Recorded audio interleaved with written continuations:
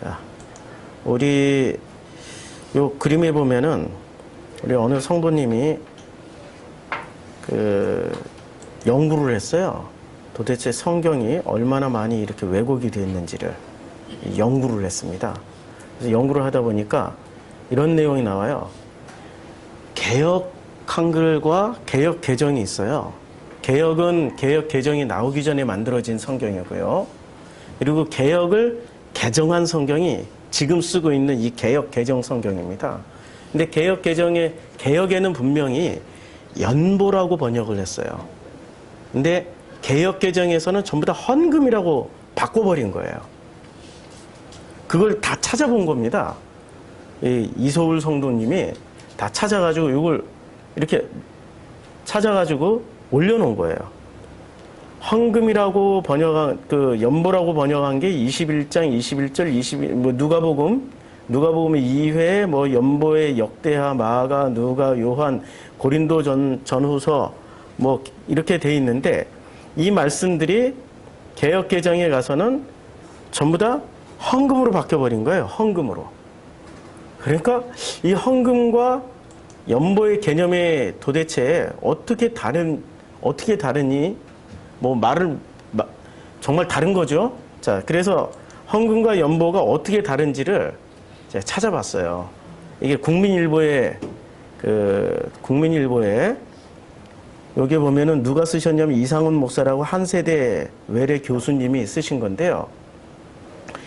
이제 헌금과 연보가 이렇게 다릅니다라고 교회 용어 바르게 알기 이제 연재를 했어요.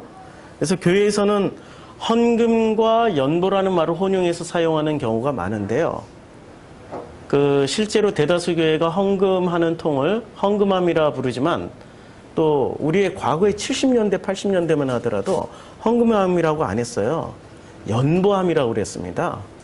그래서 교회에서는 연보함이라고도 불렀어요. 그래서 헌금과 연보가 어떤 차이가 있냐면은 이런 차이가 있습니다. 헌금과 연보는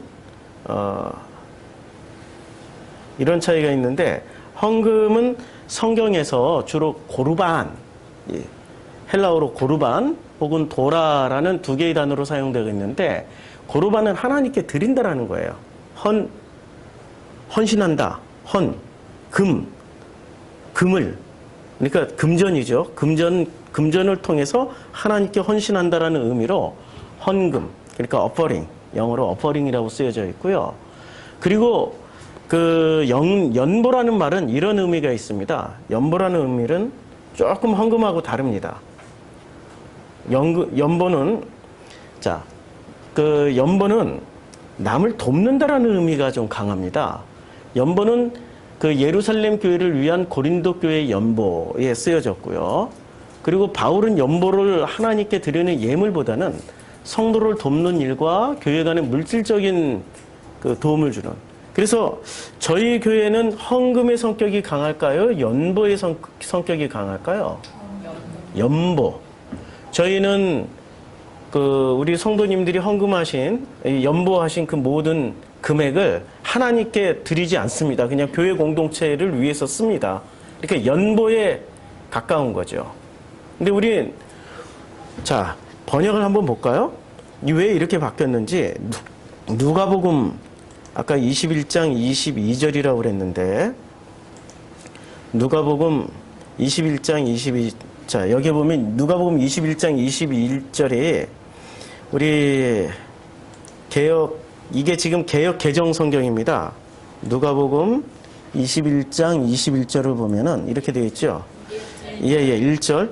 예수께서 눈을 들어 부자들이 헌금함에 헌금 넣는 것을 보시고 이렇게 지금 개역 개정에는 헌금함에 헌금 넣는 것을 보시고라고 번역이 되어 있잖아요. 근데 본문 성경을 제가 바꿔볼게요. 본문 성경을 개역 개정이 되어 있는데 개역 한글로 바꿔볼게요. 그랬더니 옛날 성경에는 어떻게 번역이 되어 있습니까? 부자들이 연보교회에 헌금 넣는 것을 보시고. 그치요? 아니 지금 이게 이렇게 바뀐 구절이 29절이나 넘어요. 연보를 다 헌금으로 바꿔버렸어요.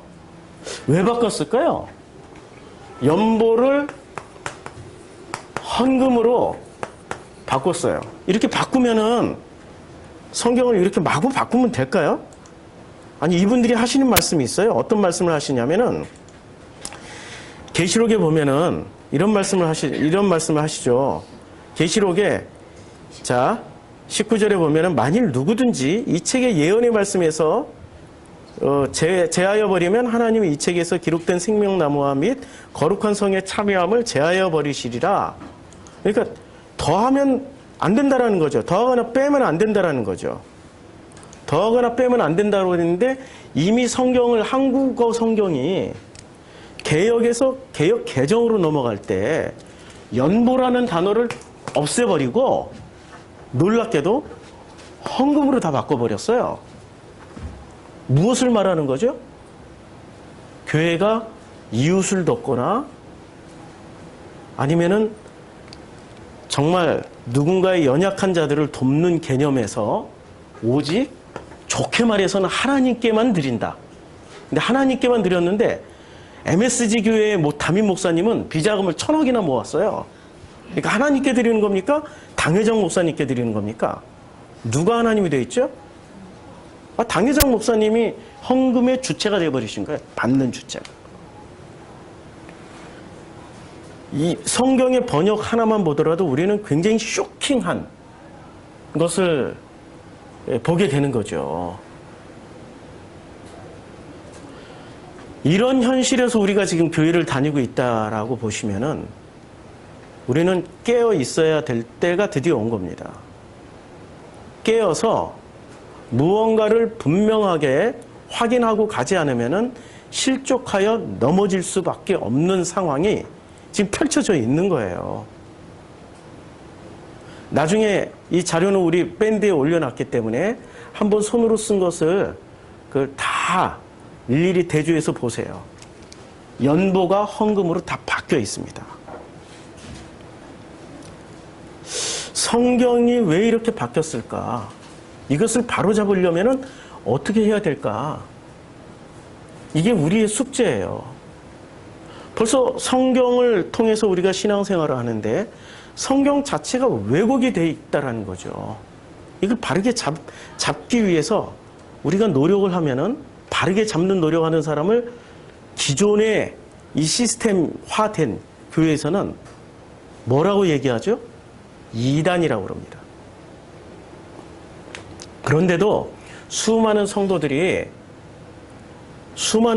불안하니까 저희 교회에 이렇게 오려고 문의를 하시는 분들이 제일 먼저 뭐부터 물으시냐면은 어느 교단이세요? 어느 교단에 속해 있어요? 라고 물어보세요. 교단 이꼴 우리가 배운 공식은 이겁니다. 교단 이꼴 정통. 그런데 이번에 MSG 교회의 세습 문제를 합헌이라고 해주는 그렇게 판결을 내렸던 국내 최대의 교단이 불법을 저지른 거 아시죠? 그거는 교단 총회법에도 불법이라고 돼 있는데 세상에 8대7로 합헌이 돼버린 거예요. 불법! 세습은 절대 안 된다라고 만들어 놓은 그 법문서를 자기네들이 합헌이라고 했어요. 감이 안 오시는 것 같은데 지금 요게 지금 요 바탕이 흰색이죠? 흰색이죠? 요 바탕이. 근데 이게 까만색이에요. 맞아요? 안 맞죠? 근데 까만색이라고 믿으시라니까요? 아멘 해보세요. 아멘 안 하시네? 믿음이 없는 거네?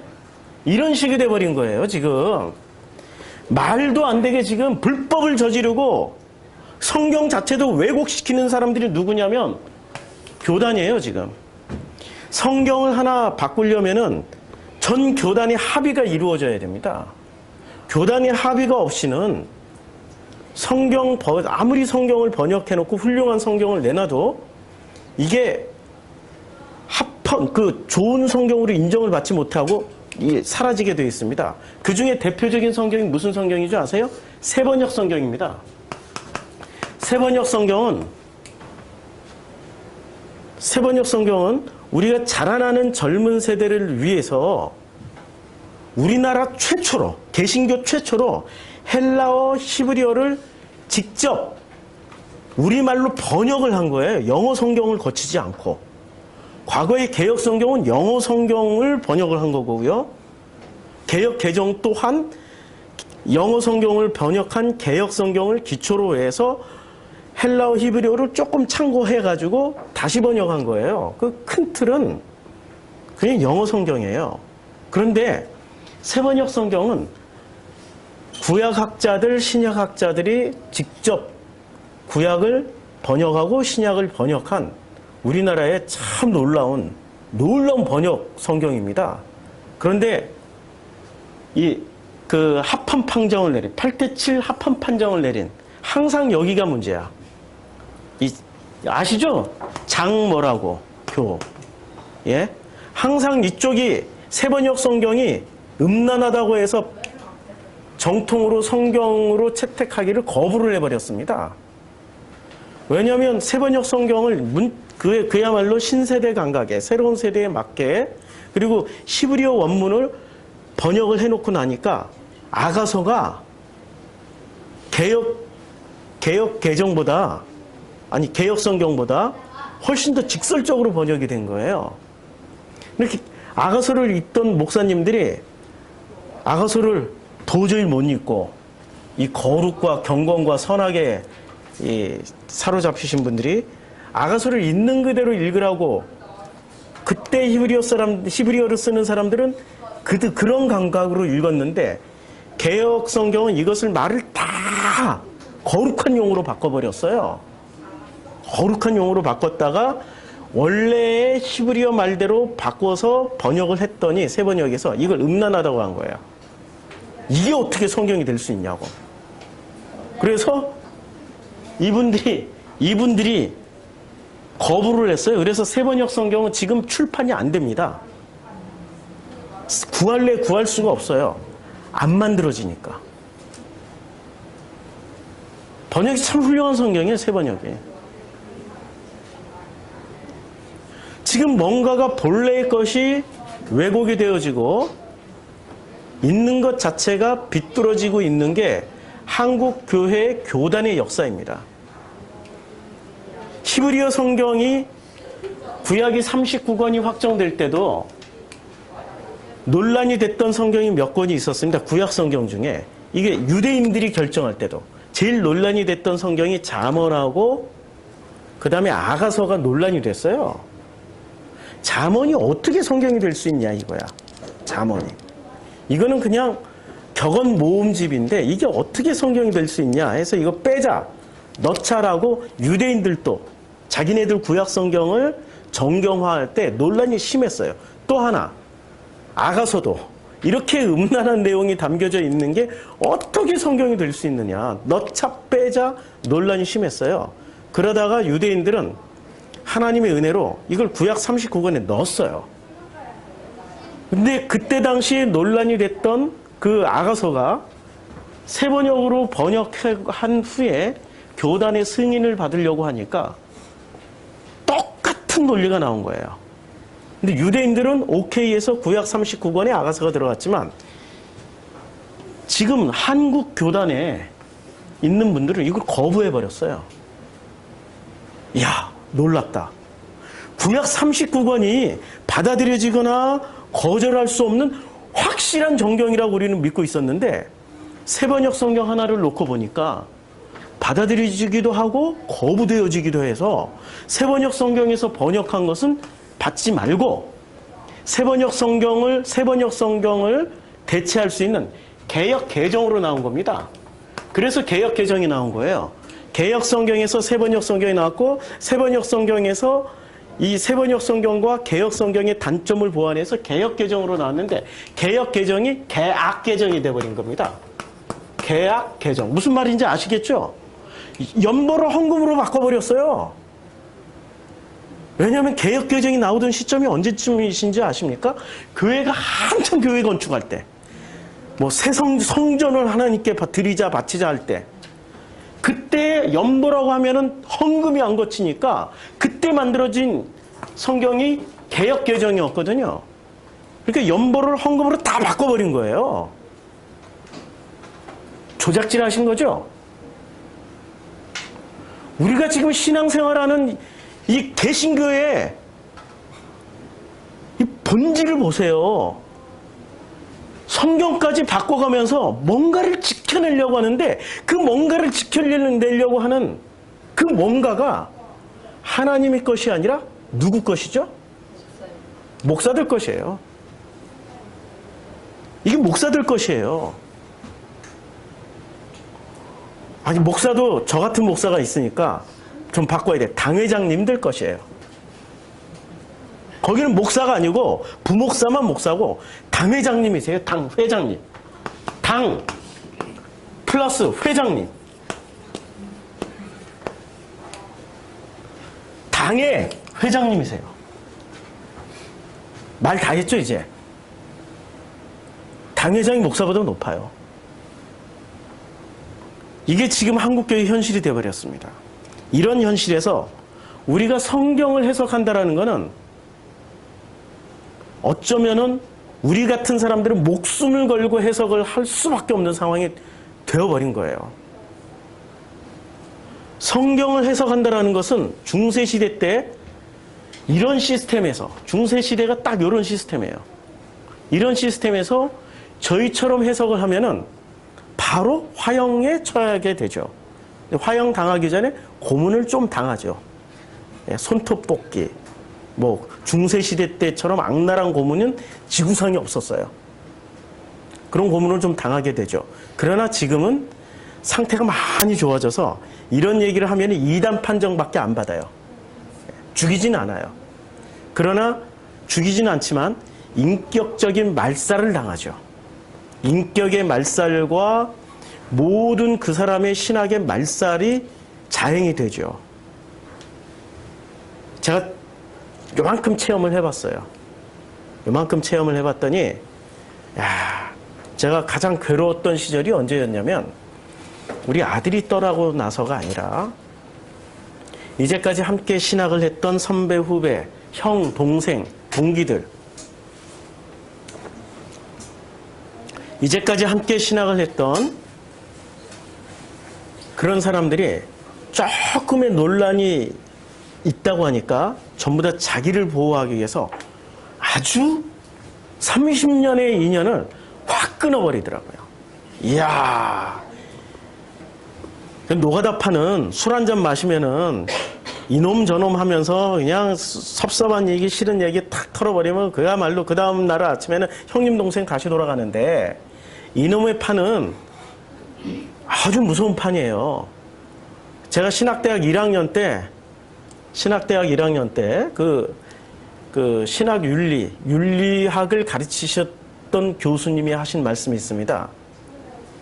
윤리학을 가르쳤던 교수님이 평신도와 평신도가 싸우면 그 다음날 화해를 하는데 장로와 장로가 싸우면은 회복하는데 화해하는데 10년은 넘게 걸린다. 근데 만약에 목사와 목사가 싸우면은 언제 회복이 되냐면 죽어서도 죽도록 싸운다. 그 말을 이해를 못했는데 제가 체험을 해보니까 확실하더라고요. 제일 힘들었던 시절이 언제였냐면은 우리 진우가 떠난 다음이 아니라 그야말로 그 모든 신학의 동기들, 같이 신학을 했던 동기들이나 선배나 후배들이 다 끊어진 거예요. 우리 두 사람이 결혼하고 이제 드디어 우리 동문회 모임을 한번 갔습니다. 동기들 이제 동문회니까 모든 기수들이 다 모이는 거예요. 갔는데 동기들이 모임을 하고 있어요. 거기는 뭐 87동계, 86도 다 전 학번들이 다 와서 모임을 갖는 거예요. 동문회니까. 거기 제가 갔더니 그렇게 반겨주질 않아요. 그래도 제가 좀 얼굴이 두꺼워서 앉아서 동기이니까 얘기하고 하는데 동기의 명단이 있더라고요. 동기의 명단을 봤더니 내 이름이 없어. 내 진짜 공식적으로 내가 무슨 그 이단 판정 받은 사람도 아닌데 이미 이게 그냥 뭐 혐의 없음으로 끝났는데도 불구하고 그 논란이 됐다는 것만으로 제명을 해버렸어요. 이야, 이 세계가 그런 세계입니다. 자기만 깨끗하면 돼.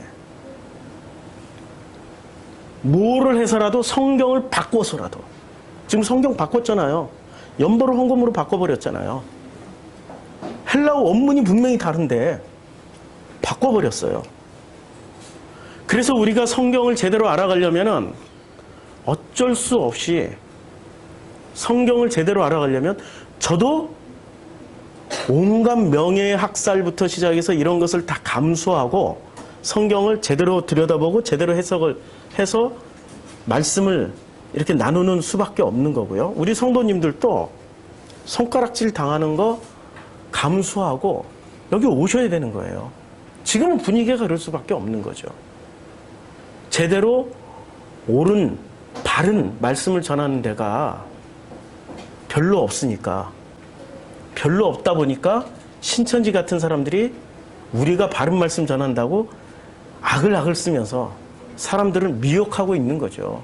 거기는 더 악해요. 신천지나 이런 데는 훨씬 더 악해요. 거기는 그야말로 한번 발을 들여놓으면은 지옥 갈 때까지 그야말로 그 5호 담당제처럼 아주 그냥 끝까지 물고 늘어지는 물귀신 작전을 쓰는 데이기 때문에 이단인지 아닌지 구분하는 방법은 교단으로 이제는 구분하는 시대는 끝난 거예요. 교단 자체가 불법을 합헌이라고 하는 데고 성경을 바꿔버리는 데니까 이제는 뭐로 판단해야 될까요? 최초의 성경을 읽었던 사람들은 이것이 정통인지 이것이 정통이 아닌지를 뭐로 판단을 했을까요? 성경을 읽어보신 분들은 알잖아요. 최초로 그 예수님 이후에 예수가 계셨을 때는 예수님이 다 판단을 해주셨어요.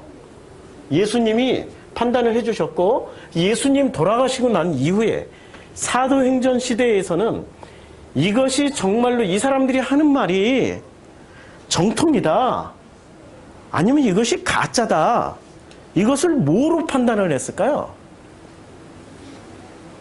베드로가 했던 말들 중에 어떤 말들이 있죠? 사도행전에서 같은 성령을 받았다. 바울도 마찬가지예요. 같은 성령을 받았다.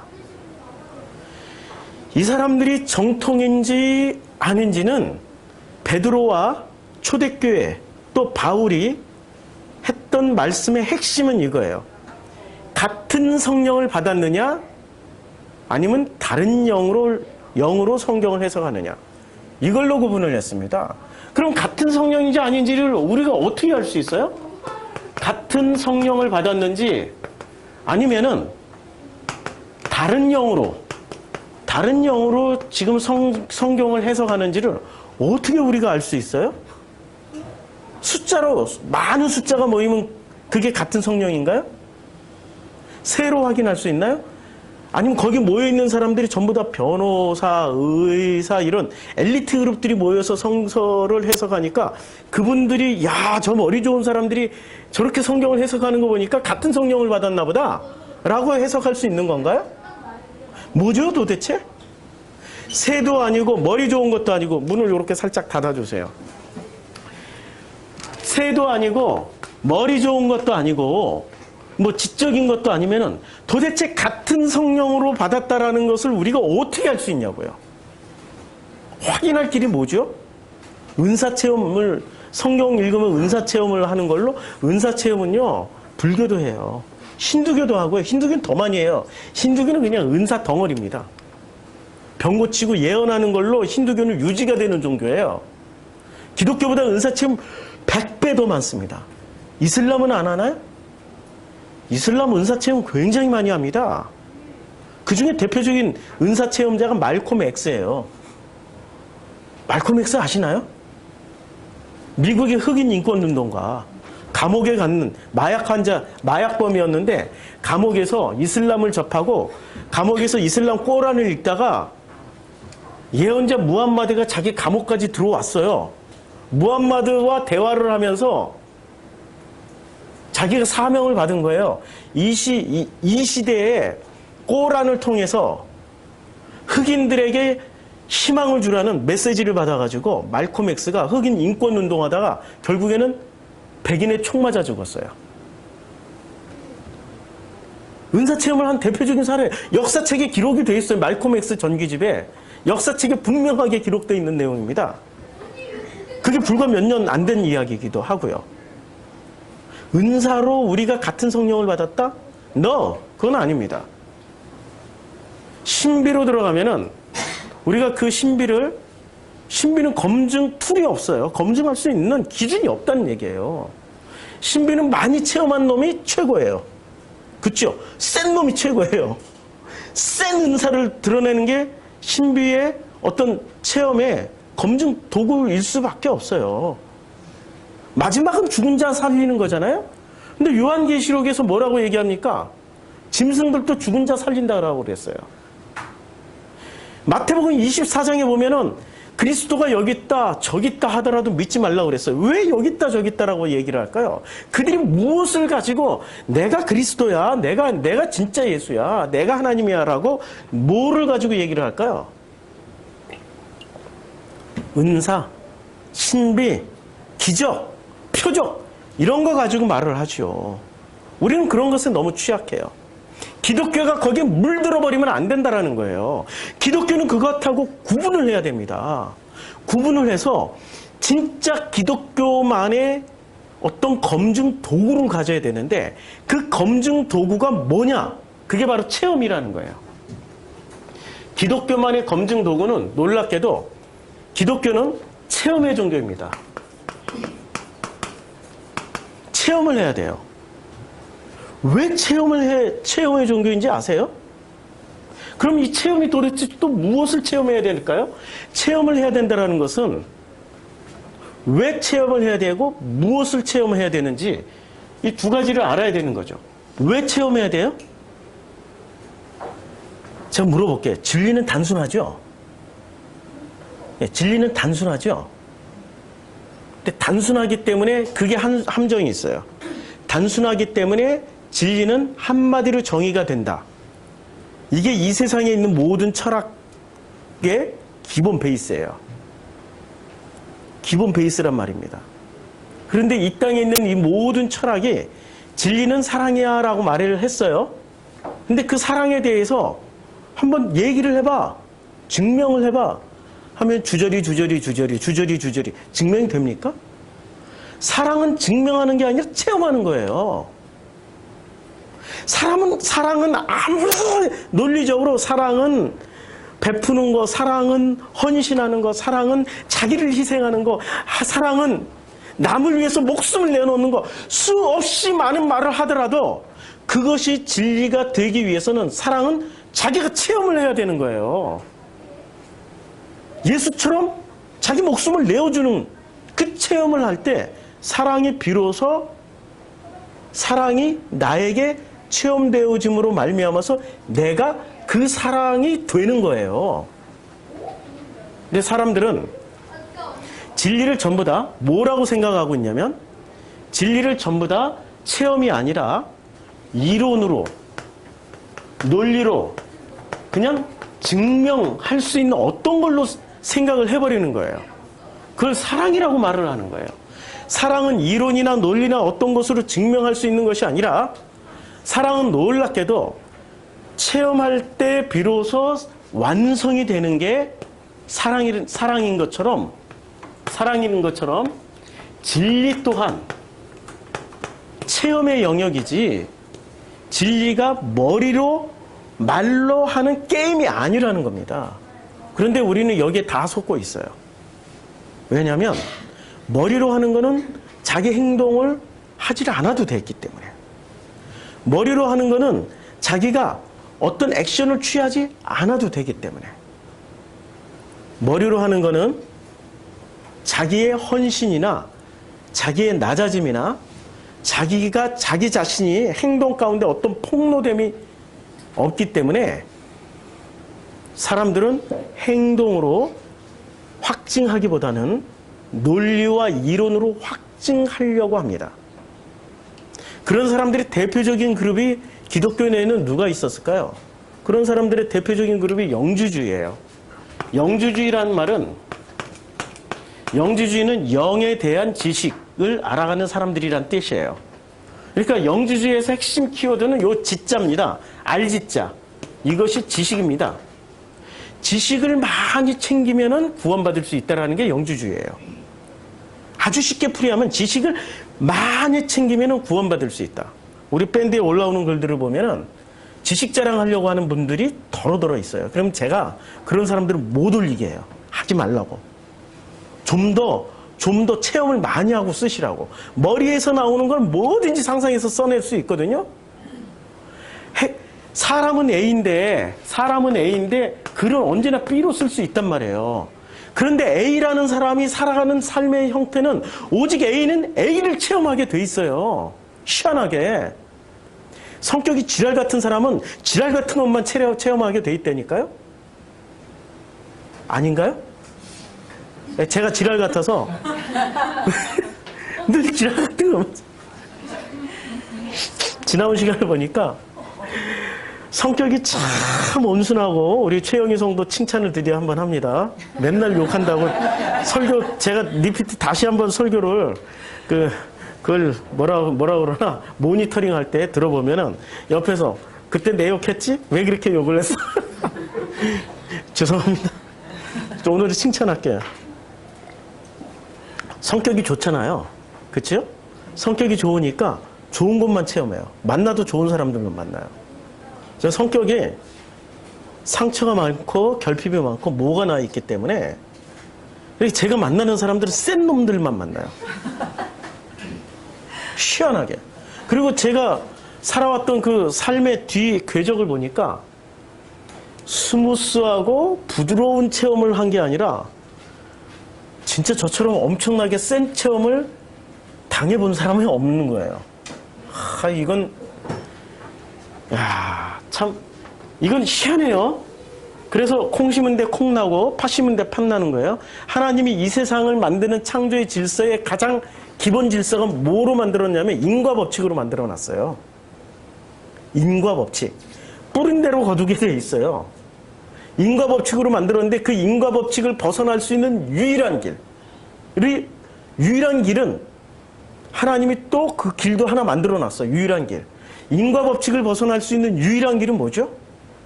은혜밖에 없습니다. 사람이 아무리 노력해도 안 되는 건 은혜로 말미암아서 그냥 건너갈 수 있게 되는 거예요. 그래서 은혜로밖에 설명이 안 되는 거예요. 은혜라는 단어가 이 신구약을 관통하는 최고의 단어입니다. 하나님의 은혜로밖에 건너갈 수가 없는 게 이 세상의 인과 법칙이에요. 아니면 인과 법칙대로 살기를 원한다면 은혜 없이 살면 돼요. 철저하게 인과 법칙대로 당하게 돼 있습니다. 많이 심으면 많이 나게 돼 있고 적게 심으면 적게 나게 돼 있어요. 그게 인과 법칙이에요. 그래서 이 인과 법칙을 벗어나는 사람은 오직 은혜 안에 들어가 있는 사람들입니다. 이 은혜 안에 들어가 있는 사람들만이 인과 법칙을 벗어날 수 있는데 이 인과 법칙을 벗어날 수 있는 이런 은혜의 길로 들어서는 게 누구 때문에 가능하냐? 은혜 안에 들어갈 수 있는 유일한 길은 뭐 때문에 가능해요? 누구 때문에? 예, 성령 때문에. 보혜사 성령 때문에. 이걸 요한복음은 이것을 14장, 15장, 16장에 걸쳐서 끊임없이 보혜사 성령으로 말미암아서 이 은혜를 받고 이 은혜로 말미암아서 인과 법칙을 넘어설 수 있다라고 말씀하고 계세요. 근데 이 보혜사 성령님이 하시는 역할 중에 제일 중요한 것, 체험이라는 영역을 주십니다. 체험이라는 영역. 무엇이 체험이죠, 도대체? 자기 걸 체험하는 게 체험입니까? 아니면 하나님의 것을 체험하는 게 체험입니까? 그게 키워드입니다. 하나님의 것을 체험할 때는 자기 걸 가지고 체험할 수가 없어요. 오직 은혜로 체험하게 되는 거죠. 그러니까 이 체험의 첫 번째는 성령으로 말미암아서 체험하게 되는 거죠. 성령으로 말미암아서 체험하게 되는데 성령으로 체험할 때 가장 기본은 내 거 가지고 체험하는 게 아니라 누구 걸로 체험하는 거예요? 그걸 은혜라고 하는 거예요. 이 체험이 바로 은혜입니다. 그래서 한 주간의 삶을 통해서 우리를 섬기시는 아버지를 체험하십시오. 그게 우리의 예배의 자리입니다라고 광고 시간마다 제가 말씀을 드린단 말이에요. 그 굉장히 중요한 얘기죠. 왜 중요하냐? 체험의 자리, 넘버원.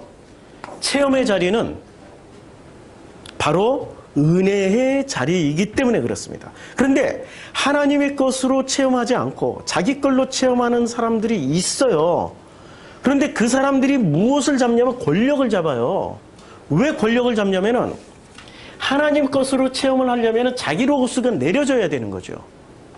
근데 자기 로고스를 강하게 가지고 있는 사람들이 하나님의 은혜를 체험했다. 그게 하나님의 그 성령 체험입니까? 은혜 체험입니까? 아니면 자기 체험입니까? 자기 체험일 수밖에 없어요. 그것을 자기 로고스가 점점 더 확대되면은 뭐가 되냐면은 자기 로고스의 끝판왕은 관념입니다. 자기 로고스의 끝판왕이 관념이에요. 이 관념이 뭔지 잘 모르시죠? 관념은 한마디로 말해서 자기가 만들어 놓은 세계관입니다. 자기가 만들어 놓은 세상이에요. 그냥 나는 이렇게 사는 게 행복해라고 생각하면 그게 곧 자기의 관념이 돼요. 저하고 이제 최영희 성도하고 같이 만나서 사는데 세계관이 같을까요? 달라요, 달라. 저는 굉장히 실용적인 사람이에요. 결혼하자마자 제일 먼저 우리의 재정 상태를 봤어요. 저는 아프리카 선교에서 밥을 다 먹이다가 애들 오피스텔 파다가 5채인가 6채인가 이제 그것도 헷갈린다. 이제 하도 오래돼가지고. 그거 다 팔아다가 아프리카 밥 굽는 애들 밥을 다 먹였어요. 그래가지고 저는 재정이 오링났습니다. 이제 재정이 거의 바닥이 났어요. 최영희 성도는 저보다 바닥이 더 많이 났어요. 마이너스로 뚫고 나갔어요. 그래서 통장도 마이너스 통장을 가지고 왔어요. 우리들이 어떻게 살아야 될까? 라고 이제 둘이 도대체 어떻게 해야 이 부족한 재정을 이겨낼 수 있을까? 라고 서로 머리를 맞대고 연구하던 중에 제일 먼저 지출이 큰 거부터 줄이자. 근데 지출 제일 큰 게 뭔지 아세요? 대한민국 모든 가정에 지출이 제일 많이 나가는 게 뭔지 아세요? 예? 뭔지 가르쳐 드릴게요. 보험입니다, 보험. 이 보험은 제가 정의를 내렸어요. 보험은 불안 상품입니다. 우리의 불안 심리를 이용해가지고 만들어낸 불안 상품이에요. 불안만 없애면 참 좋은 상품인데 우리가 불안을 가지고 있는 사람들이기 때문에 불안하기 때문에 불안한 사람들일수록 보험을 많이 들어놔요. 보험을 굉장히 많이 들어놔요. 이거부터 없애자. 보험부터 없애자. 그리고 둘이 합쳐놓으니까 보험이 꽤 돼요. 보험을 없애자라고 할 때, 그때는 결혼 초기니까 제 말빨이 좀 먹혀서 지금은 잘 안 막혀요. 보험을 없애는데 몇 달 걸렸어요. 설득하는데. 뭐가 다른 거예요, 두 사람이? 두 사람이 뭐가 다른 거죠? 세계관이 다른 거예요. 그게 바로 관념이에요. 불안해요. 저분은 불안해 하세요. 이것까지 없으면 어떻게 되지? 이것까지 없으면 당신이 병들면 어떻게 해야 되지? 이것까지 없을 때 암에 걸리면 어떻게 되지? 제가 심플하게 정리했어요. 안 걸리면 죽으면 돼. 병 걸리면 그냥 입원하면 돼. 의료보험 있잖아. 혜택 다 못 받으면 어떻게 돼? 그때 가서 해결하면 돼. 그렇잖아요? 안 걸리면 죽으면 되는 거예요. 그걸 왜 꼭 살려려고 그래? 미래에 대한 연금, 연금보험도 굉장히 많이 늘어났어요. 연금, 노후 대책. 나이 먹으면 우리 세대가 최대의 투표권자들이거든. 우리 세대가 투표를 제일 많이 하거든. 그리고 우리는 100살 넘게까지 사니까 절대 우리가 나이 먹어서 투표권을 가지고 있는 이상은 우리 굶어 죽지 않아. 여하튼 간에 투표권자는 이 정치하는 사람들이 우리한테 표를 구걸해야 되기 때문에 걱정하지 마. 그때가는 정책이고 뭐고 다 바뀔 거야. 불안을 없애면은 보험 해지됩니다. 한번 테스트 해보세요. 오늘 가서 내가 진짜 보험을 몇 개나 없앨 수 있는지, 그러면 재정이 풍요로워질 거예요. 미래에 대한 노후 대책? 뭐 병에 걸렸을 때? 이야, 그 보험 하나만 놓고 봐도 신앙이 바닥이 나요. 그쵸? 벌써 체험의 세계로 들어가는 거죠. 내가 정말 성령 체험하고 은혜로 살고 있는 사람인지, 아니면은 내가 만든 세계관 하나를 못 벗어나고 있는 사람인지 보험 정리해 보시라니까요. 한 주간 내 다음 주에 저 보험 몇 개 정리했어요 하는 분들이 좀 있기를 바랍니다. 좀 없어도 상관없어요. 이거 다 불안 상품이기 때문에 정말로 주님을 믿고 있으면 없애세요. 자녀 보험? 그래도 자녀 보험은 있어야 되지 않겠어요? 그래도 주님을 의지하세요? 돈을 의지하세요? 지금 불안한 거지. 저 이거 없앴거든요. 우리 자녀 보험부터 제일 먼저 없앴어요. 저부터. 자녀 보험을 없앴더니, 야, 얘들이 병도 안 걸리고 다치지도 않아. 학교도 잘 들어가. 장학금 다 받아. 그래도 우리 애는 얘 도저히 장학금 받지 못할 것 같아서 자녀 사랑 교육 보험은 꼭 들어놔야 돼. 이게 십몇 년 들어놨는데. 예? 아까운 거부터 한번 해보세요. 다들 다 침묵이시네.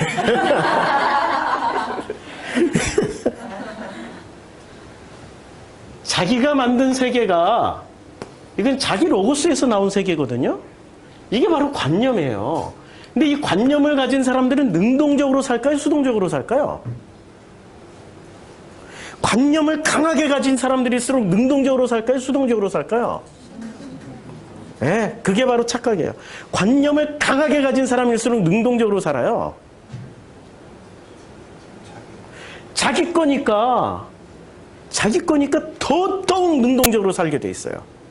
적극적으로 최선을 다해서 불가능은 없다 이러면서 이 세상을 개척하면서 열심히 살아가요. 그런데 이 성령의 사람들은, 이게 현실을 사는 사람들이, 이게 은혜 입은 자들이에요. 은혜 입은 자들은 능동적으로 살까요? 수동적으로 살까요? 그거 확실하게 아시겠죠? 그 수동의 주체는 누구죠? 아버지에 의해서 살아가게 되어진단 말이에요. 관념이 강한 사람일수록 능동적으로 살고요. 하나님의 은혜로 살아가는 사람들일수록 수동적으로 살게 돼 있어요. 그럼 저는 능동적으로 살까요? 수동적으로 살까요? 예? 한번 물어볼게요. 저는 능동적으로 사는 것 같아요? 수동적으로 사는 것 같아요? 대답 참 헷갈리죠? 사람이 성품하고 상관없어요. 적극적으로 이렇게 산다고 해서 그게 능동적으로 사는 사람이 아니에요. 제가 하는 말을 잘 보고 제가 하는 행동을 잘 그동안에 옆에서 지켜봤으면은 저는 굉장히 능동적인 사람처럼 보이나 굉장히 수동적인 사람이에요, 실제는.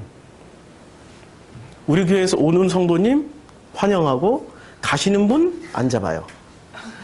능동적이에요, 수동적이에요? 굉장히 수동적이죠.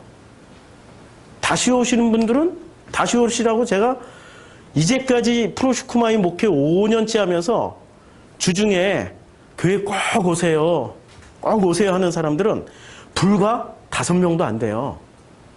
어떤 특별하게 성령의 감동에 의해서 이분은 이분은 정말, 그게 이제 제가 능동적으로 하는 게 수동적으로 하는 거죠. 웬만하면 안 해요. 이게 자랑이 아니고요. 그렇게 되어져 가다 보니 그렇게 나는 설교자로 만들어지는 거죠. 고레에다 히로카즈 감독.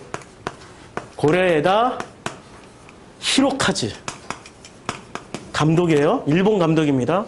이 사람이 만든 영화는 꼭 다 보세요. 꼭 다 보시는데 이 사람이 만든 영화 중에 그렇게 아버지가 되었다라는 영화가 있습니다. 보셨죠? 그 영화 내용을 다 설명을 할 수는 없지만은 내용은 이거예요. 아이가 뒤바뀐 거예요, 병원에서. 뒤바뀐 아이 중에 하나는 엘리트 집안에서 외동아들로 살고, 뒤바뀐 아이 하나는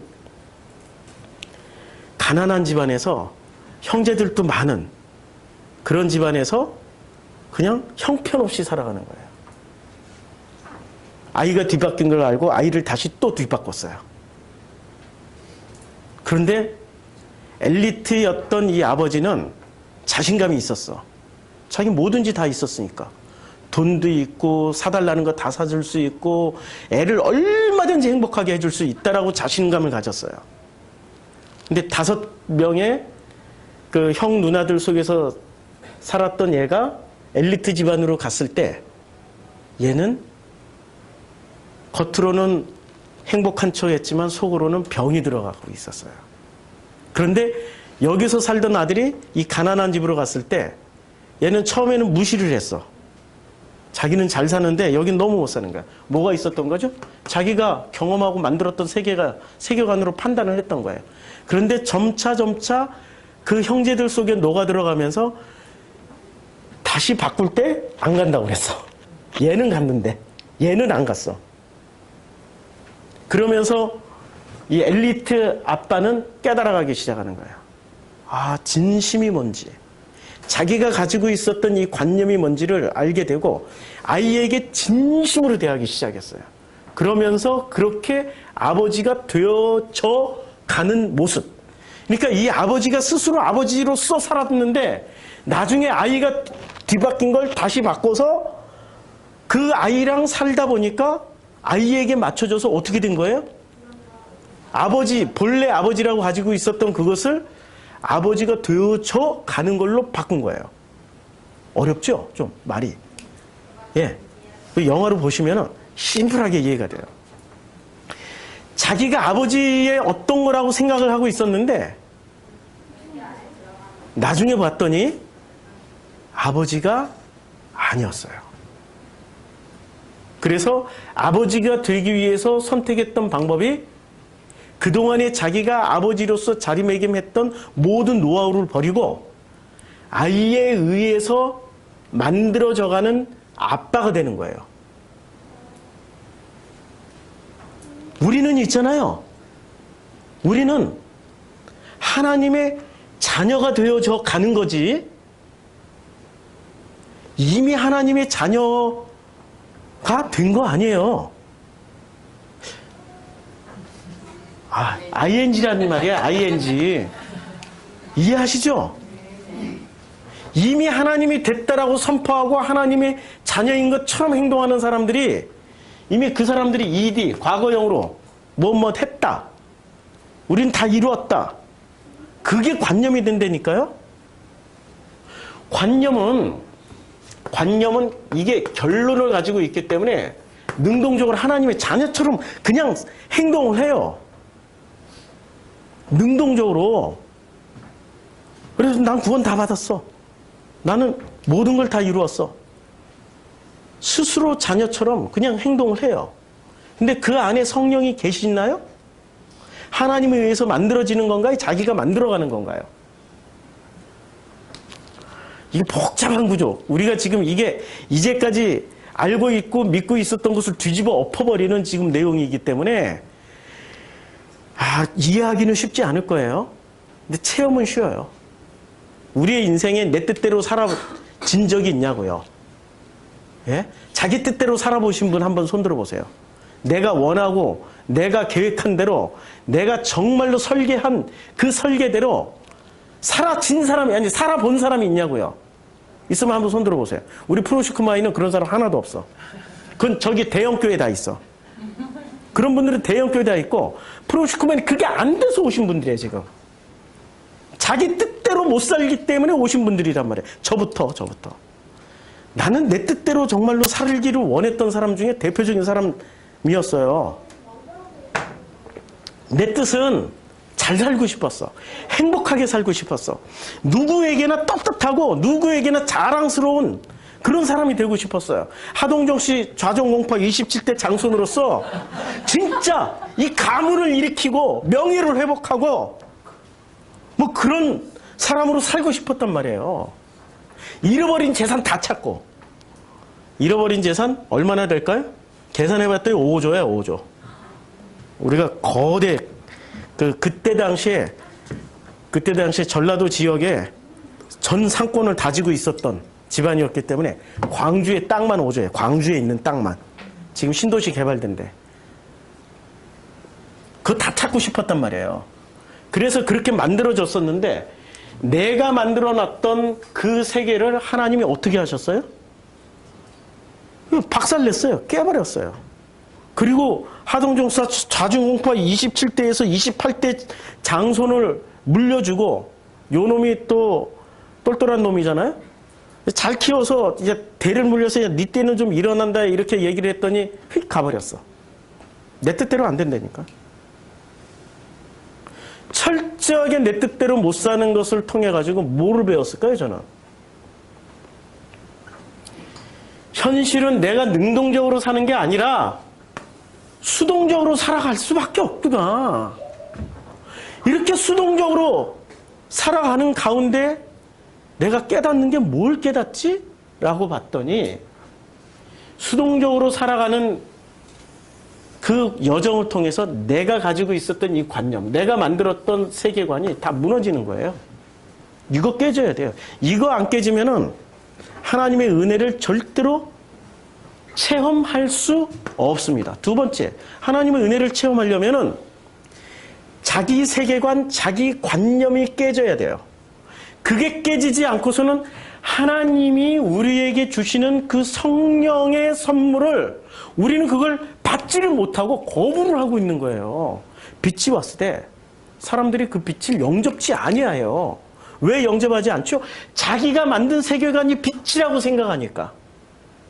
자기가 만들어 놓은 세계관이 이것 자체가 빛이라고 생각하니까 내가 무슨 빛이 또 필요해? 나는 이미 빛을 가졌는데? 나는 이미 구원받았는데? 나는 이미 하나님의 자녀인데? 라고 착각을 해요. 제가 수없이 말씀드리지만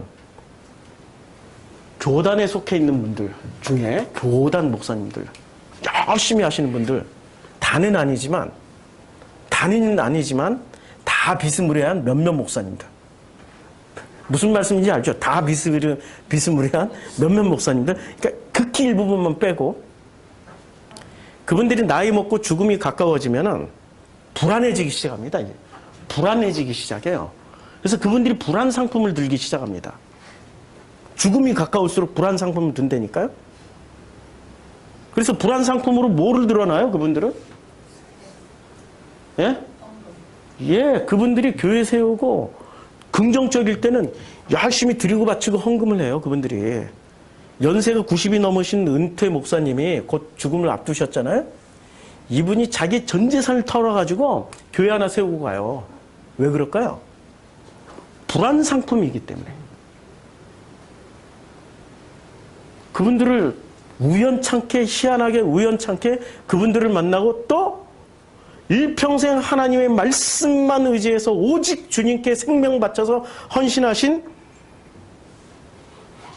그런 목회자들을 제가 만나서 이렇게 대화를 해보면 그분들이 제가 은사가 있다는 거 아니까, 은사 있는 걸 아니까 저한테 이렇게 몰래 물어봐요. 저 목사님 생명책에 제 이름이 혹시 빠지지 않았나요? 혹 기록된 것 좀 보고 싶은데. 아니, 나한테 생명책 보는 사람은 아니고 제가 은사가 있으니까 몰래 와서 물어보더라고요. 누가?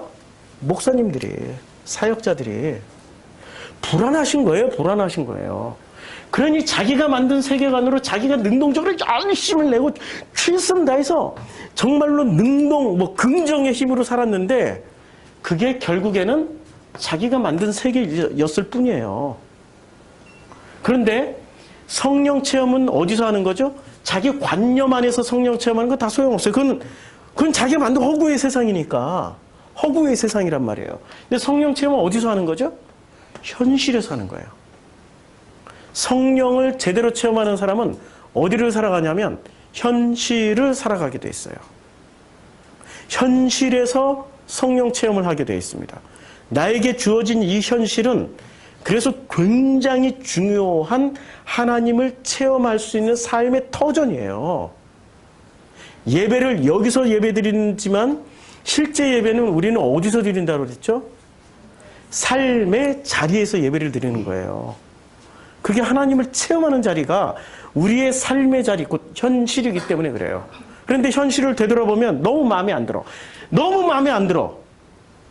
자식은 삐리하고 남편은 정말 속색이고 뜻대로 되는 게 한 개도 없어. 근데 그 뜻이 누구 뜻이에요? 내 뜻이에요? 아버지 뜻이에요? 아버지 뜻대로 안 되는 거고 내 뜻대로 안 되는 거야 그냥. 아버지 뜻대로는 되는 거고 내 뜻대로 안 되는 거라니까요. 잘 생각해 보시라고요. 내 뜻대로 안 되는 거야. 아버지 뜻대로는 되는 거고. 그런데 그 현실을 이 부당하다고 생각하고 그걸 현실을 바꾸려고 계속해서 아버지라고 하시는 하나님이라고 하시는 분한테 찾아가가지고 바꿔주세요. 바꿔주세요. 하나님 바꿔주시나요? 진짜 하나님은 안 바꿔주세요. 근데 누가 바꿔줘요? 가짜가 바꿔주는 거죠. 그래서 종교는 오히려 하나님과 반대로 가는 거예요. 이제 이해가 되죠? 그걸 우상숭배라고 하는 거예요. 그래서 10계명의 1계명 나 외에 다른 신을 섬기지 마. 2계명 내 앞에 우상을 두지 마. 3계명 내 이름을 망령 때 일컫지 마. 이게 전부 무엇에 해당되는 겁니까? 하나님이 나를 섬기는 방식에 아멘 하고 순종하고 가다 보면 나는 그렇게 아들이 되어져 간다. 가 되는데 아멘 하지 않고 노멘 하고 바꿔주세요. 자만 좀 바꿔주세요. 악을 쓰고 드리고 바치고 섬기면서 처리하고 금식하고 안 그러면 굶어 죽어버릴까 막 이러고 해서 막 바꿔버렸어요. 하나님의 뜻에 의해서 만들어져 가는 사람입니까? 자기가 하나님을 바꿔버리는 사람입니까? 그 사람의 관념이에요. 그 사람의 관념으로 사는 사람은 하나님의 체험을 해도 누구로 체험하는 거야? 하나님을 체험하는 게 아니라 자기 걸 가지고 체험하는 거예요. 자기 걸 가지고. 그래서 내 주변에 있는 이 모든 삐리한 것들, 불편한 것들, 안 좋은 것들에 감사를 하라고 항상 감사하라.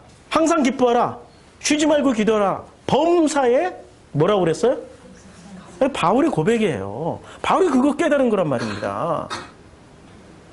범사에 감사할 수밖에 없는 거예요. 왜냐하면 이 모든 나에게 일어나는 인간관계, 억울함, 누명, 그리고 이 삐리한 자식들, 이 진짜 훨씬 더 삐리한 이 남편놈들, 이런 것들 다 이게 다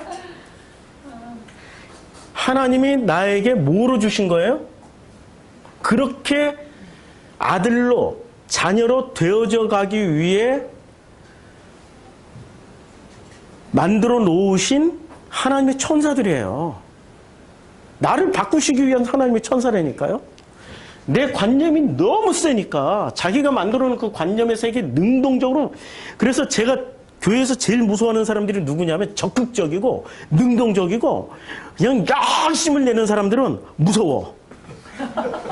무서워. 제가 옛날에는 그렇게 적극적으로 열심으로 능동적으로 했지만 이제는 제가 무서워. 왜냐하면 수동이 됐기 때문에 그런 분들을 보면 이야 저거는 하나님도 모르고 저렇게 열심히 내는데 저 끝자락에서 저분들이 만날 그 허무함과 공허함과 흑암이 깊은 곳을 알고 있기 때문에 그분들에 대한 안타까움과 말할 수 없는 정말 말할 수 없는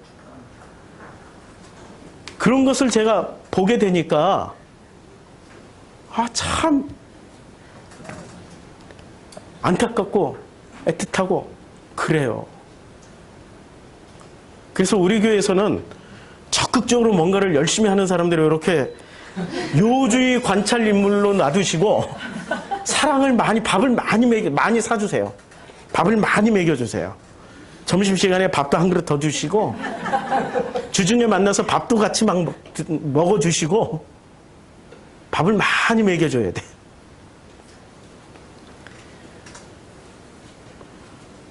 현실을 살아가는, 우리는 현실에서 성령 체험을 하게 됩니다. 근데 그 성령 체험을 하는 나는 수동적으로 살아갈 수밖에 없어요. 그러면서 뭐가 되냐면은 현실적으로 수동적으로 체험을 하다 보면은 내가 뭐가 바뀌냐면은 인정하면서 사는 게 바뀌어요. 인정하면서 사는 삶으로 바뀐다니까요. 적극적으로 자기 관념으로 사는 사람들이 인정을 안 해요. 자기가 힘이 너무 센 거야. 하나님처럼 되어 있기 때문에. 하나님처럼 되어 있기 때문에 힘이 엄청 센 거예요. 하나님처럼 되어 있어서 힘이 어느 정도 센 거예요? 하나님처럼 힘이 센 거예요. 그러니까 하나님과 맞짱을 뜨는 거죠. 현실을 바꾸려고. 근데 이 지구의 주인은 누구예요? 현실을 바꾸는 그 관념론자들이 이 지구의 주인입니까? 아니면은 우리같이 수동적으로 사는 사람들이 지구의 주인입니까? 그들이 주인이에요. 그들이 CEO 되지, 대통령 되지, 그들이 다 돼. 지도자는 그들이 다 돼. 우리는 그러면 맨날 삐리하게 사네? 이 문제를 어떻게 해결하죠? 걱정하지 마세요. 아버지가 해결해요.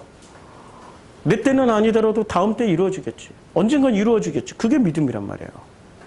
언젠간 되겠지. 그래서 기독교는 가장 무능력한 십자가의 죽음에서 피어난 꽃입니다. 가장 무기력한 그 십자가의 죽음에서 피어난 꽃이 기독교예요. 왜 이걸 자꾸 잊어버리고 가장 강력한 십자가를 지고 가려고 그래요? 자기 십자가를 지고 가라고 그럴 때는 자기 십자가에다 뭐를 붙여놨어요? 성공, 출세, 무슨 대학교 입학 이런 거 다 덕지덕지 붙여놓고 그 십자가가 내 십자가니 이걸 내가 지고 이게 금도끼가 내 도끼냐 이게 얼른 금십자가 지고 가려고 그래요. 금십자가를. 이상한 거죠. 뭔가 굉장히 많이 잘못되어 있는 거예요. 왜곡되어져 있는 거예요. 이게 기독교 자체가. 그래서 하나님을 체험하면 체험할수록 확실하다고 우리가 교회 다니는 사람들 중에 이게 확실하게 난 구원받았어. 확실하게 진리야.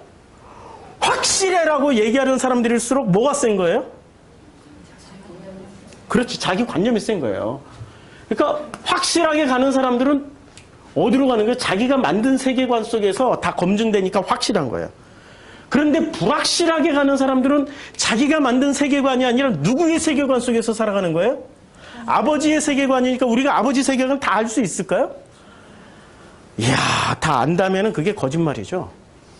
그렇죠? 하나님이 다 알 수 없게 당신을 장치로 만들어놨어요. 우상하고 하나님은 결정적으로 뭐가 다를까요? 우상은 형상이 있어요. 만질 수도 있어요. 느낄 수도 있어요. 대화도 할 수 있어, 우상하고는. 근데 하나님은 형상이 없으세요. 만질 수도 없어요. 만날 수도 없다니까요, 하나님은. 누구를 통해서 만나요? 예수를 통해서 성령님을 만나요.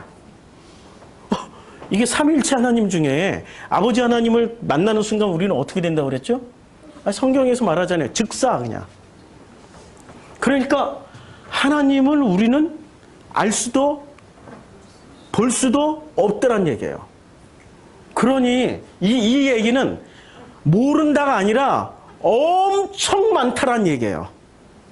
어마어마하다는 얘기란 말이에요. 근데 자기 관념은 요거 해봐야 자기 관념은 한 1에서 100가지라면 1에서 한 10가지 정도밖에 안 되는 거죠. 그거 금방 알 수 있는 거예요.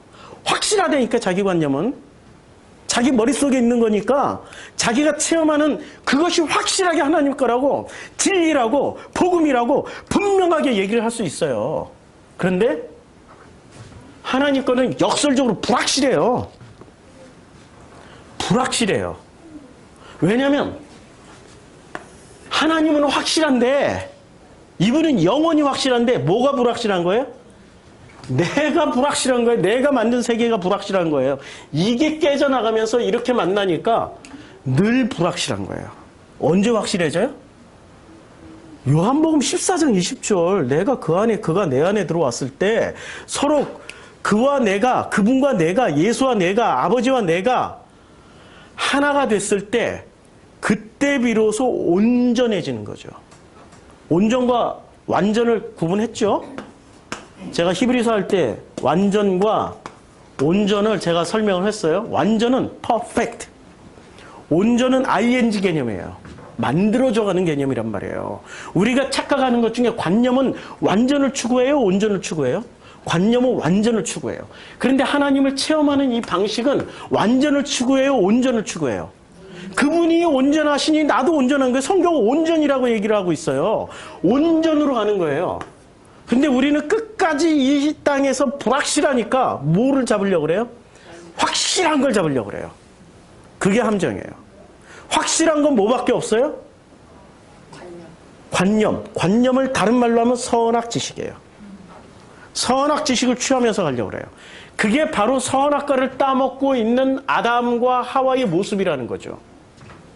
우리는 지금 현재도 선악과를 따먹고 있는 아담과 하와의 모습을 재현하면서 살고 있단 말이에요. 그게 창세기 1장, 2장, 3장에서 나와서 끝 하는 게 아니라 지금 현재 진행형으로 일어나고 있는 사건들이라는 거죠. 그것이 오늘날 지금 나에게 일어나고 있는 사건인 것이 바로 선악과 사건이에요. 선악과 따먹으셨습니까? 그럼 토해내셔야죠. 근데 토해내지를 못하잖아요. 뼈에다 새겨놓은 건데. 그렇죠?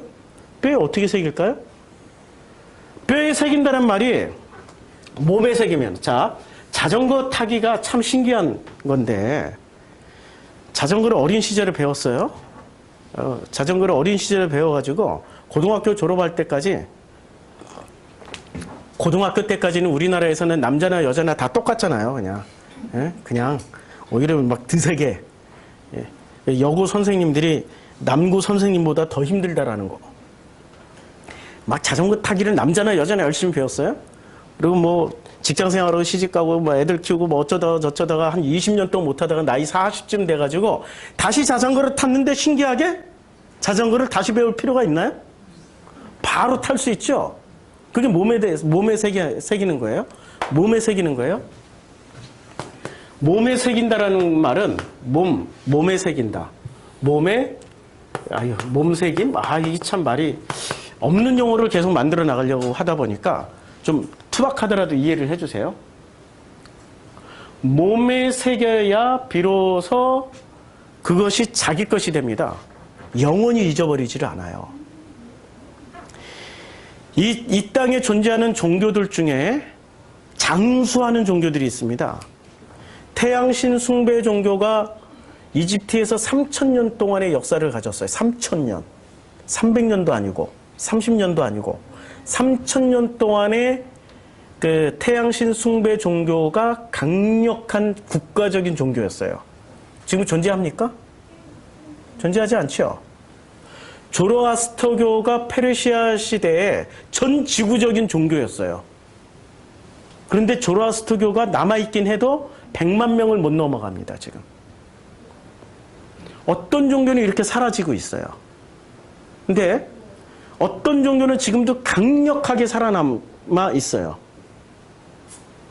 살아남는 종교, 힌두교, 이슬람, 유대교, 이 공통분모가 뭔지 아세요? 몸에 새겨요. 뭐를 새기죠? 몸에 뭐를 새기죠? 자기네들의 경전을 새깁니다. 기독교로 치면, 유대교로 치면 성경을 새깁니다. 성경을 어린 시절에 주구장창 암기하게 만들어요. 주구장창 암기하게 돼가지고 그 암기한 성경이 삶이라는 환경, 삶을 살아간단 말이에요. 현실을 살아가게 되면은 끊임없이 부닥치게 돼 있어요. 좋을 때도 있고 안 좋을 때도 있고. 그럴 때 나를 살게 만들어주는 가장 강력한 힘이 뭔지 아세요? 말씀이에요. 자기 몸에 새겼던 이 성경의 말씀이 한 구절씩 한 구절씩 튀어나오면서 재해석이 되는 겁니다. 재해석이 돼요. 그 나이 때 그 수준으로, 그 나이 때 그 수준으로, 그 나이 때 그 수준으로 재해석이 돼요. 저는 거듭날 때 87년도에 저에게 주셨던 말씀이 87년도에 로마서 5장 3절 4절 말씀, 환난은 인내를, 인내는 연단은 소망을 이루는 줄 알미라. 이 말씀을 듣다가 성령 체험을 했고 예수를 만났고, 그리고 정말 구원에, 그때부터 한 번도 구원에 대해서 의심해 본 적이 없었어요. 그 체험이 워낙에 강렬한 체험이어서 제가 체험을 했기 때문에 체험의 종교를 지금 강조하는 건데, 그때 87년도에 환난과 연단과 인내라는 단어를 제가 받았단 말이에요. 근데 그때 받았던 그 말씀이 87년도 해석 다르고 97년도에 해석이 다르고 2007년도에 해석 다르고 2017년도에 해석이 다르다라는 거예요. 똑같지가 않아요. 하나로 규정을 할 수가 없어요. 교리는 하나로 규정을 해요. 교리는 하나로 규정을 하기 때문에 10살 때 체험한 교리를 가지고 50살 때 살아가려면 안 된다니까?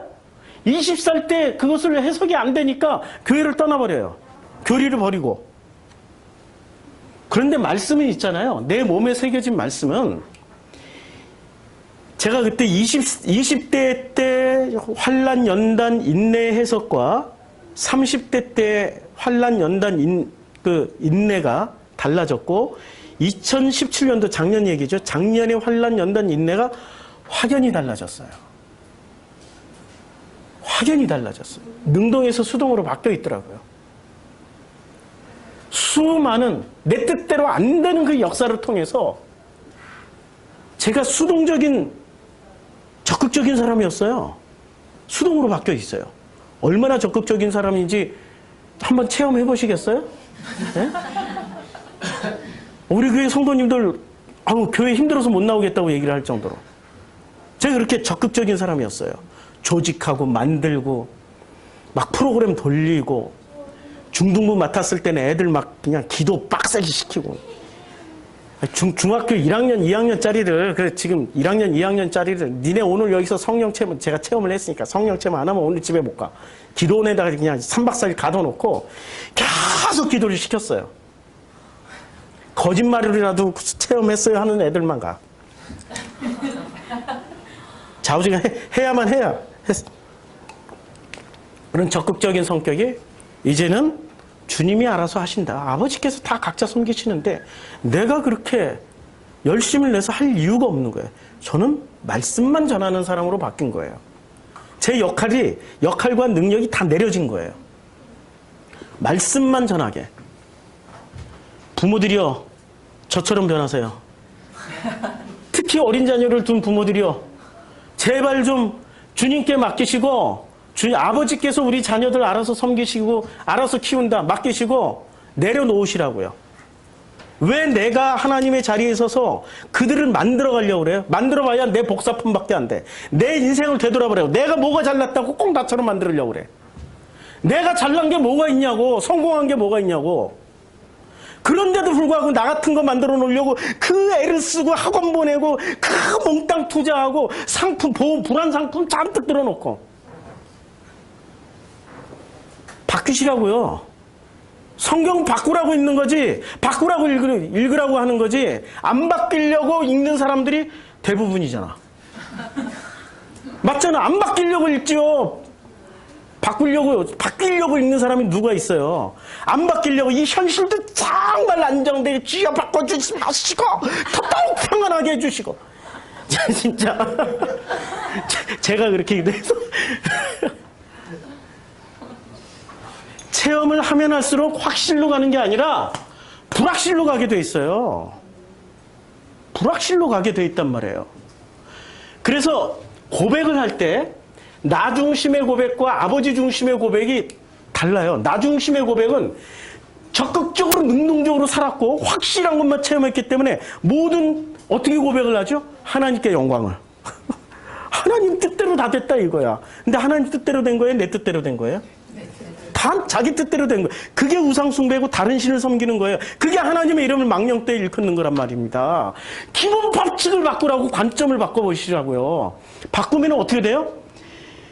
나 중심일 때는 하나님께 영광 돌리고 하나님을 위해서 산다 그러고 오직 말씀으로 살고 목숨 바쳐 충성한다고 곧다 소리만 하지. 진짜 목숨 바칠 자리에 가보시라고 진짜. 진짜 목숨 바칠 자리에 가보시라고. 그 어느 거 하나도 포기 안 하지. 자녀 5을 다 목회자 만들었다고 야 말씀 중심 하나님 뜻대로 살았. 다 목회자 만들지 말고 그냥 다 포기하고 일반 지금이라도 목회 포기하고 니들 마음껏 살아봐 이렇게 해보시라고. 전부 못해. 그런데 아버지 중심으로 사는 사람은 고백하라고 그러면 어떤 고백을 합니까? 이게 점점점 말없음표. 할 말이 없어. 뭐라고 고백을 해야 될지 모르는 거예요. 고백할 자리만 되면은 그냥 눈물만 나는 거예요. 내 삶을 되돌아보니까 굉장히 잘난 놈이었어요. 스스로 그렇게 생각하고. 공부도 많이 했어. 책도 엄청 읽었고 집안 자체가 다 머리 좋은 내력을 받아가지고 머리도 좋았어요. 정말 나는 내가 계획한 대로 이대로 살면 잘 살 것 같았어요. 40 이전까지는 그랬어요. 40 이전까지는 그 짧은 나이에 목산수 35세 받았어요. 공무원 생활도 해봤어요. 학교에서 교목도 해봤어요. 성공을 했단 말이에요.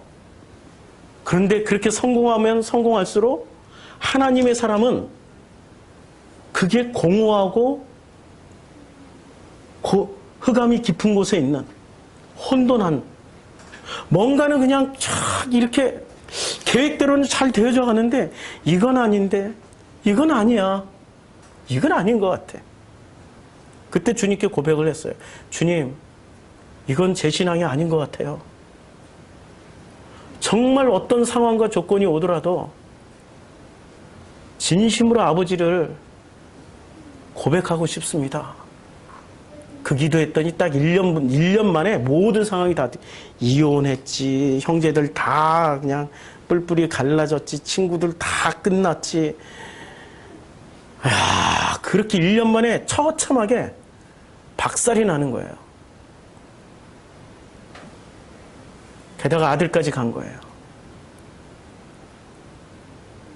근데 그 자리에서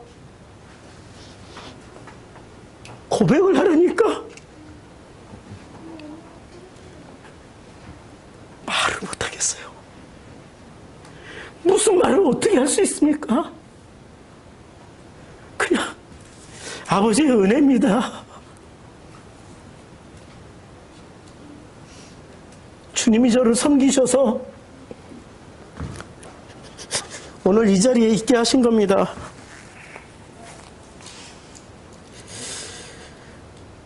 그냥 그거밖에 고백할 게 없더라고요. 뭘 이루어 주셔서 감사합니다. 뭘 하게 해주셔서 감사합니다. 이렇게 만들어 주셔서 감사합니다. 그런 고백이 아니고 나의 그 처참한 삶 가운데서 그냥 아버지의 은혜로 이렇게 만들어져 가고 있습니다. 이렇게 되어져 가는 게 그저 아버지의 은혜입니다.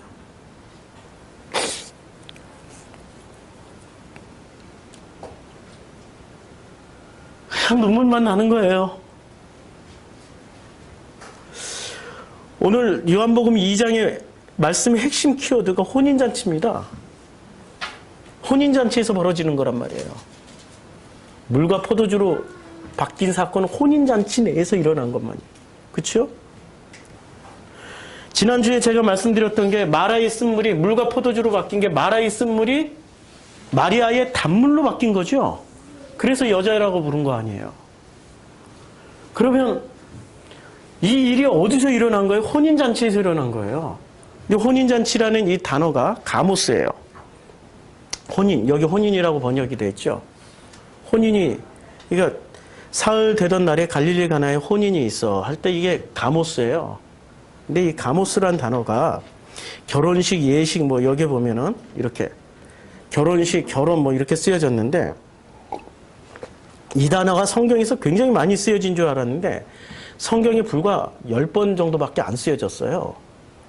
복음서에서 그것도 대부분 다 쓰여졌고 복음서 아닌 데서는 히브리서에서 쓰여진 말씀이 있는데 히브리서에서는 이렇게 말씀하고 있습니다. 자, 히브리서에서는 어떻게 말씀하고 있냐면 모든 사람은 혼인을 귀히 여기고 혼인을 어떻게 하라고 그랬어요? 혼인을 귀히 여기고 침소를 더럽히지 않게 하라. 혼인을 어떻게 하라고 그랬어요? 굉장히 귀히 여기라. 이 말은 이혼하라는 말로 우리는 알아듣잖아요. 이혼하지 말고 여튼간에 결혼 생활을 유지해서 여튼간에 그 결혼 생활을 그냥 참고 견뎌내가지고 승리하라. 이런 얘기로 듣는데 그런 말인가요? 이 말은 핵심이 이겁니다. 혼인을 귀히 여기란 얘기예요. 그리고 침소를 더럽히지 말라. 성경에서 이 혼인이란 단어, 혼인 이게 가모스란 말입니다. 이 가모스를 왜 귀히 여기고 그리고 침소를 더럽히지 말라라고 지금 이렇게 말씀하고 있냐면 이 혼인 잔치를 우리가 또 계시록에 보면 계시록 19장 7절에 우리가 즐거워하고 크게 19장이면은 이제 전쟁이 끝났어요. 이제 승리하는 장면입니다. 크게 기뻐하며 그에게 영광을 돌리며 어린 양의 혼인 기하기. 무슨 이 혼인은 성경에서 말하는 혼인은 전부 누구하고 누구의 혼인인 줄 아세요? 남자와 여자의 혼인인가요? 나와 예. 나라는 존재와 예수라는 존재와의 혼인이에요. 어린 양 예수. 그래서 이것을 통해서 뭐가 되는 거죠, 우리가? 당신의 자녀가 되는 거. 아, 이 공식이 되게 이상하네.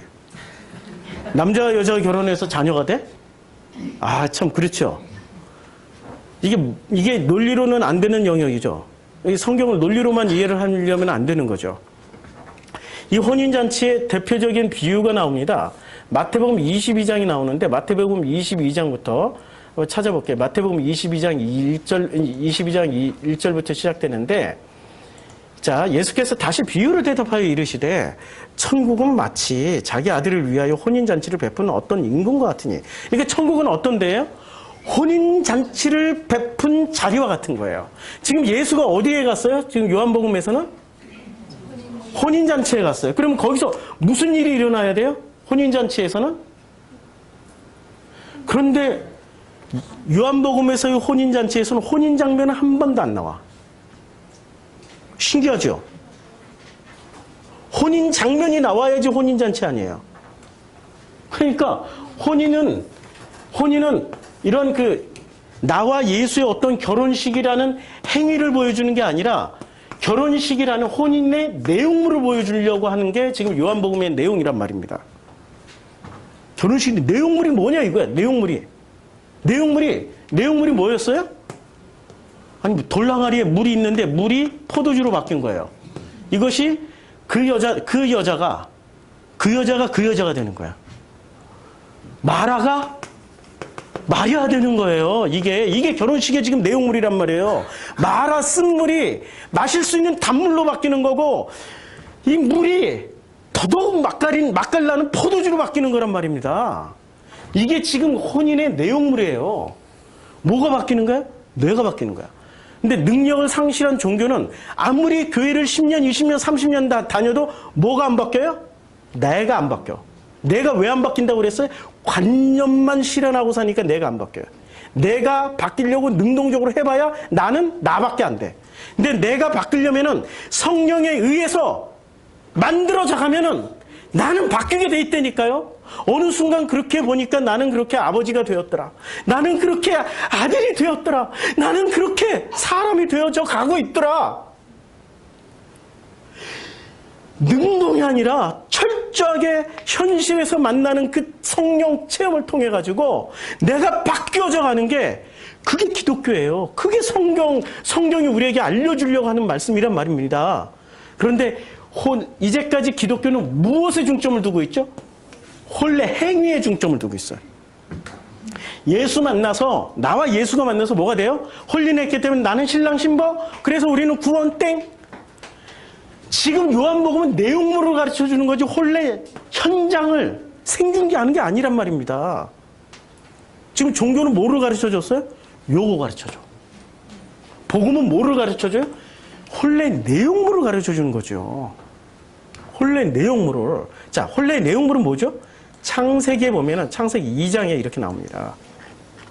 창세기 2장에 이러므로 남자가 부모를 떠나 그의 아내와 합하여 둘이 한 몸을 이룰지로다 이렇게 말씀하고 있습니다. 혼례의 핵심은 뭐죠? 누구를 떠나야 돼요? 부모. 그래서 이 부모에 대한 논쟁이 되게 많은데요. 이게 지금 제가 아틀란타 복음학교 때 했던 내용하고 또 다르게 해석을. 근데 저도 건너가고 있는 중이니까. 그때는 그때 수준에서 필요했던 내용을 전했던 거고, 지금은 지금 수준에서 필요했던 내용을 전하는데, 부모가 이게 육신의 부모일까요? 아니면은 그 하나님, 우리의 그 하나님 아버지일까요? 예. 제가 아틀란타 복음학교 때 이렇게 얘기를 했어요. 그건 아틀란타 복음학교 들으시면 되고, 육신의 부모는 나를 뭐를 만들었죠? 나에게 뭐를 줬어요? 예, 관념을 준 거예요. 이렇게 살아 저렇게 살아. 우리는 희한하게 부모의 복사판이에요. 부모의 복사판이라니까요. 남자가 여자를 선택할 때는 누구 닮은 여자를 선택하는 줄 아세요? 엄마 닮은 여자. 여자가 남자 선택할 때는 누구 닮은 남자를 선택해요? 예, 좋은 아빠일 때는 아빠를 선택하고, 아빠 닮은 남자를 선택하고, 나쁜 아빠일 때 아빠 안 닮은 남자를 선택해. 둘 중에 하나라니까. 아빠하고 연관없이 남자를 선택했어. 훌륭하신 분이죠. 전부 다 자기가 봤던 어떤 것들을 통해서 누구한테 제일 먼저 배워요? 부모한테 다 물려받는 거예요. 부모한테. 저 부모한테 물려받은 거 굉장히 많더라고. 없다고 생각을 했었는데, 일단 내가 왜 이렇게 자존감이 강할까? 어렸을 때 무지무지 가난하게 살았잖아요. 나이 30, 거의 35살 이전까지 제가 집을 가져본 적이 없고, 부모도 집이 없었고, 거의 살았던 동네가 판자촌, 학고방, 판자촌, 철거민, 판자촌, 철거민, 판자촌, 수재민, 판자촌, 이재민. 저 그렇게 살았어요. 이사를 30살까지 34번 다녔고. 진짜 부모 생각하면은 제가 그냥 원망이 많아요. 원망이. 근데 나중에 부모한테 물려받은 게 없다라고 생각을 했었는데 부모한테 다 물려받았더라고요. 그 물려받은 것이 언제 깨져나가냐면은 나이 40부터 시작해가지고 하나님한테 진실로 기도를 했어요. 진짜 내 뜻대로 마시고 아버지 뜻대로 한번 살게 해주세요 했을 때부터 관념이 박살나면서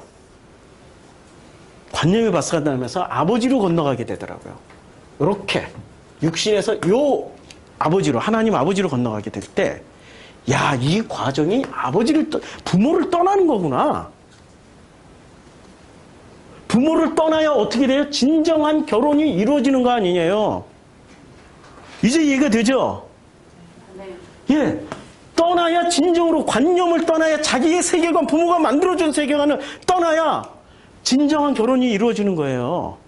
여기까지 형식. 근데 내용물은 뭐죠? 그의 아내와 합하여 둘이 한 몸을 이룰지니라. 한 몸이 되는 거야. 하나가 된다라는 게 요한복음에서 어떻게 표현되죠? 요한복음 14장 20절. 너희가 내 안에, 내가 너희 안에. 그게 한 몸이 되는 거예요. 하나가 되는 거야. 하나가 되면 어떻게 되죠? 아담과 그의 아내 두 사람이 벌거벗었으나 뭘 하지 않아요? 내용물이 이렇게 되면은 드디어 이런 체험을 하기 시작하면은 하나님이 우리를 부끄러워하지 않으세요. 하나님이 우리를 안 부끄러워하신다니까요? 근데 우리는 뭐에 사로잡혀 있어요? 아니, 결혼했다고 하면서 맨날 뭐를 탓해요? 죄를 무슨 놈의 죄가 그렇게 많은 자범죄, 고범죄, 무슨 원죄 계속 와서 주여 회개해 주시고 용서해 주시고 이 죄 때문에 천국을 못 가겠나 이 불안 상품. 죄를 다 없애 주시고 죄를 전부에 무엇에 붙잡혀 있어요? 죄에 붙잡혀 있죠? 근데 누가 부끄러워하지 않으세요? 발가벗으면 다 보일 거 아니에요. 내 죄와 수치가 다 보일 거 아니에요. 그런데 누가 안 부끄러워하세요?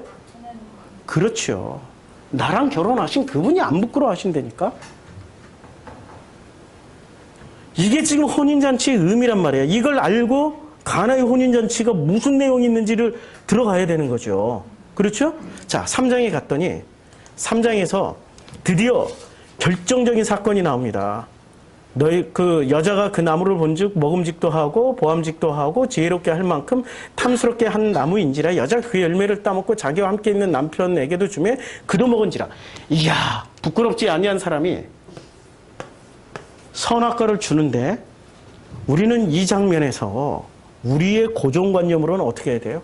야, 그거 잘못됐어. 나는 그거 안 먹을 거야. 그리고 너 먹은 거 도로 토해내. 이렇게 얘기를 해야 된단 말이에요. 그런데 남편은 어떻게 합니까? 남편 아담은 어떻게 해요? 알면서도 그대로 받아먹습니다.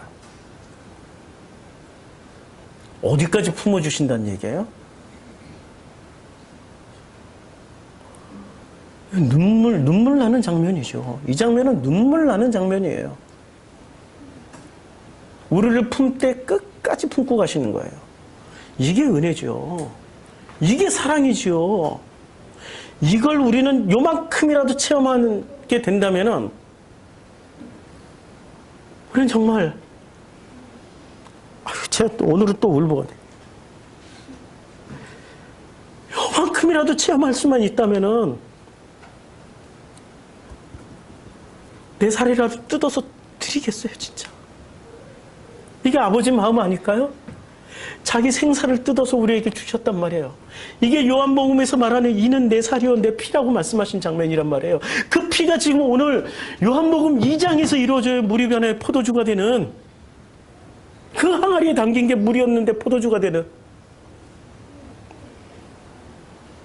그런 사랑을 체험하고 사셔야지 행복하죠.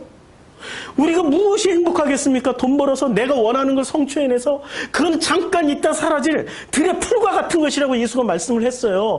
진짜 우리가 붙잡아야 될 행복은 뭐냐? 그 행복은 이런 거 체험하는 거예요.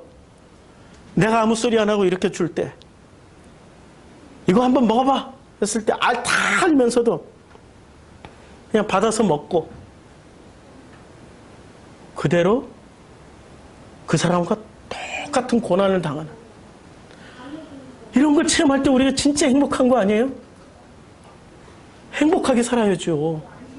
그 행복을 챙기면서 살아야죠. 내 식으로 챙기지 말고 아버지가 우리를 챙겨주는 대로, 섬기시는 대로 그 섬김을 받고 살게 되면은 이렇게 바뀌게 돼 있다라는 거예요. 결국에는 혼나지만 나중에 마지막에는 어떻게 됩니까? 주님이 여호와 하나님이 에덴 동산에서 그를 내보내요. 그의 근원이 된 땅을 갈게 하시니라. 이렇게 쫓아내시기 전에 뭐라고 말씀하세요? 여호와 하나님 아담과 그의 아내를 위하여 가죽옷을 지어 입히시더라. 가죽옷을 지어 입히시고 둘 다 품는 거예요. 그 가죽옷 안에 사람이 가죽옷이에요. 사람 안에 옷이 뒤집어 싸고 있는 거예요. 그렇죠? 하나님의 은혜가 뒤집어 싸고 있는 거죠. 수많은 신학자들이 그렇게 얘기하고 있잖아요. 우리는 한 번 은혜 입은 자는 끝까지 은혜 입고 가는 거예요. 그런데 어떤 사람은 은혜를 못 입었냐면 관념의 사람은 은혜 입었다라고 믿을 뿐이야. 실제로 주인공은 자기가 아니고, 하나님이 아니고 누가 주인공이에요? 자기만 주인공이에요. 그런데 부모를 떠나 이렇게 둘이 연합해서 한 몸을 이룬 사람은 요한복음 14장 20절 같이 이제는 체험을 하기 시작합니다. 그 체험은 내 체험이 아니라 아버지께서 주시는 아버지의 프로그램입니다. 그것이 아버지 하나님의 섬기심입니다. 그걸 순종하면서 가는 사람은 그때부터 해석이 달라질 겁니다. 이제 우리 교회 공동체 오늘부터 새로운 시도를 하려고 합니다. 무엇을 하려고 하냐면은 말씀을 몸에 새기는 일을 할 거예요. 몸에 새김. 이거 새겨놔야지 우리 자녀들이 나중에 그때는 우리 자녀들이 40, 50 되면 우리는 70, 80 되잖아요? 우리 힘 없어요. 그리고 자녀들이 말하면 우리가 자녀에게 순종을 해야 돼요. 그때까지도 호랑이 엄마, 호랑이 아빠, 그거 한마디로 말해서 XX 미친 거지.